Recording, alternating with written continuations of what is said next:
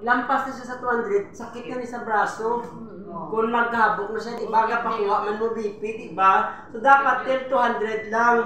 So, pag tuyo ka ni sa kurasan, ang pag-open anino, para sana ang pag-close is pasaka. Ang proper yung pag-ulit ani nga ni siya ha. Kaya i-perform na ito. Morning last na ito, parang nastudiyan.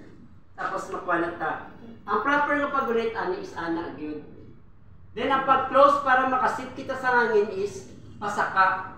Kung wala na gani mo matuyok, dili ninyo mag-sun nga i-close din ninyo kay para sigurado gid nga makakuan kita sa kay iba na gani kung tama na gani ka close. Pag open ani maglisod ka na. So kung difference mo pag open nimo nga naana nimo kalit, wala na nagdaga na todo ang iyang kamot. So dapat ang pag-open ang pag-close ana kung wala na mo matuyok, stop na, dili nyo na pagpugsong nga, paano nyo gid para makasip dito sa hangin, dili.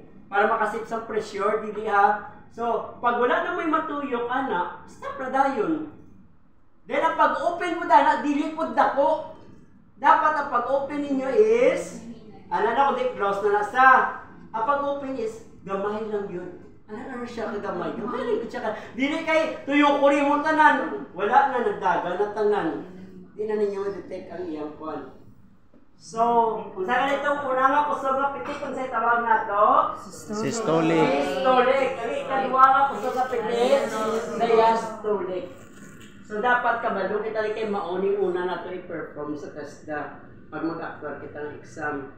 Sir, na may proper ngunit anak? Wala po ko kakuha na ikaw mismo.